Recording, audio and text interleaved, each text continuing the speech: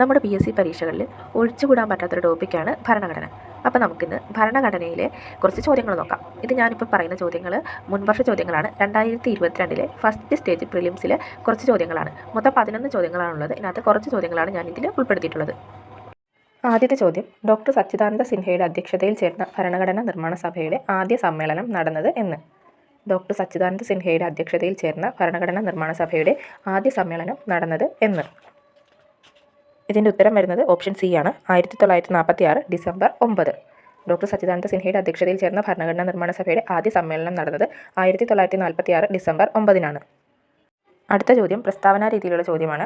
4 പ്രസ്താവനകളാണ് കൊടുത്തിട്ടുള്ളത്. അപ്പോൾ ചോദ്യം ഇതാണ്: വിദ്യാഭ്യാസ അവകാശ നിയമവുമായി ബന്ധപ്പെട്ട് താഴെ തന്നിരിക്കുന്ന പ്രസ്താവനകളിൽ ശരിയായത് തിരഞ്ഞെടുക്കുക. ഒന്നാമത്തെ പ്രസ്താവന, ഭരണഘടനയുടെ അനുച്ഛേദം 21A വിദ്യാഭ്യാസ അവകാശം ഉൾപ്പെടുത്തിയിട്ടുള്ളത്.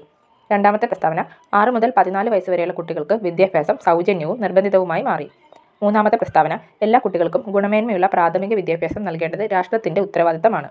നാലാമത്തെ പ്രസ്താവന, വിദ്യാഭ്യാസ അവകാശ നിയമം 2009 ഓഗസ്റ്റ് 4 നിലവിൽ വന്നു. ഇതിൽ ശരിയായിട്ടുള്ള പ്രസ്താവനകൾ തിരഞ്ഞെടുക്കാൻ വേണ്ടിയാണ് പറഞ്ഞിരിക്കുന്നത്. 4 ഓപ്ഷൻസും കൊടുത്തിട്ടുണ്ട്. തന്നിരിക്കുന്ന പ്രസ്താവനകൾ നോക്കുമ്പോൾ ഒന്നാമത്തെ പ്രസ്താവനയായ വിദ്യാഭ്യാസ അവകാശം ഭരണഘടനയുടെ അനുച്ഛേദം 21A ഉൾപ്പെടുത്തിയിട്ടുള്ളത് എന്നത് ശരിയാണ്. ഇനി രണ്ടാമത്തെ പ്രസ്താവന നോക്കുകയാണെങ്കിൽ 6 മുതൽ 14 വയസ്സ് വരെയുള്ള കുട്ടികൾക്ക് വിദ്യാഭ്യാസം സൗജന്യവും നിർബന്ധിതവുമായി മാറി. ഇതും ശരിയായിട്ടുള്ള പ്രസ്താവനയാണ്. അടുത്തത് മൂന്നാമത്തെ പ്രസ്താവന, എല്ലാ കുട്ടികൾക്കും ഗുണമേന്മയുള്ള പ്രാഥമിക വിദ്യാഭ്യാസം നൽകേണ്ടത് രാഷ്ട്രത്തിൻ്റെ ഉത്തരവാദിത്തമാണ്. ഇതും ശരിയായിട്ടുള്ള പ്രസ്താവനയാണ്. നമുക്ക് നാലാമത്തെ പ്രസ്താവന നോക്കാം. വിദ്യാഭ്യാസ അവകാശ നിയമം 2009 ഓഗസ്റ്റ് 4 നിലവിൽ വന്നു. ഈ പ്രസ്താവന തെറ്റായിട്ടുള്ളതാണ്. വിദ്യാഭ്യാസ അവകാശം നിലവിൽ വന്നത് 2010 ഏപ്രിൽ 1-നാണ്. വിദ്യാഭ്യാസ അവകാശ നിയമം പാർലമെന്റിൽ പാസ്സാക്കിയ ഡേറ്റാണ് 2009 ഓഗസ്റ്റ് 4. വിദ്യാഭ്യാസ അവകാശ നിയമം നിലവിൽ വന്നത് 2010 ഏപ്രിൽ 1-നാണ്. അപ്പോൾ ഈ പ്രസ്താവന, നാലാമത്തെ പ്രസ്താവന തെറ്റാണ്. അപ്പോൾ ഈ ചോദ്യത്തിൻ്റെ ഉത്തരം വരുന്നത് ഓപ്ഷൻ ബി ആണ്. 1, 2, 3 ശരി. പ്രസ്താവന 1, 2, 3 ശരി. അടുത്ത ചോദ്യം, ഇന്ത്യൻ ദേശീയ പതാക തയ്യാറാക്കിയ പിംഗലി വെങ്കയ്യ ജനിച്ചത് ഏത് സംസ്ഥാനത്താണ്? ഇന്ത്യൻ ദേശീയ പതാക തയ്യാറാക്കിയ പിംഗലി വെങ്കയ്യ ജനിച്ചത് ഏത് സംസ്ഥാനത്താണ്? ഇതിൻ്റെ ഉത്തരം വരുന്നത് ഓപ്ഷൻ ഡി ആണ്, ആന്ധ്രാപ്രദേശ്. ഇന്ത്യൻ ദേശീയ പതാക തയ്യാറാക്കിയത് പിംഗലി വെങ്കയ്യയാണ്. അദ്ദേഹം ജനിച്ചത് ആന്ധ്രാപ്രദേശിലാണ്. അടുത്ത ചോദ്യം, മൗലിക കടമകൾ ഇന്ത്യൻ ഭരണഘടനയുടെ ഭാഗമായി കൂട്ടിച്ചേർത്ത ഭേദഗതി ഏത്? ഇതിൻ്റെ ഉത്തരം വരുന്നത് ഓപ്ഷൻ സി ആണ്, 42. 42ാം ഭേദഗതിയിലൂടെയാണ് മൗലിക കടമകൾ ഇന്ത്യൻ ഭരണഘടനയുടെ ഭാഗമായി കൂട്ടിച്ചേർത്തത്.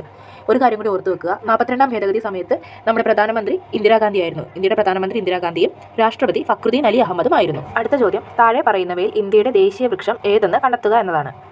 ഇന്ത്യയുടെ ദേശീയ വൃക്ഷം ഏത് എന്നതാണ് ചോദ്യം. ഇതിന് ഉത്തരം വരുന്നത് ഓപ്ഷൻ ഡി ആണ്, അരയാൽ. അരയാലാണ് ഇന്ത്യയുടെ ദേശീയ വൃക്ഷം. അടുത്ത ചോദ്യം, ഇന്ത്യയുടെ ദേശീയ ഗീതമായ വന്ദേ മാതരം ബംഗാളി കവിയായ ബങ്കിം ചന്ദ്ര ചാറ്റർജിയുടെ ഏത് കൃതിയിൽ നിന്ന് എടുത്തതാണ്? ഇതിൻ്റെ ഉത്തരം വരുന്നത് ഓപ്ഷൻ ബി ആണ്, ആനന്ദമഠം. ഇനി ബാക്കി കുറച്ച് ക്വസ്റ്റ്യൻസ് കൂടിയുണ്ട്, അത് അടുത്ത പാർട്ടായിട്ട് ഇടാം.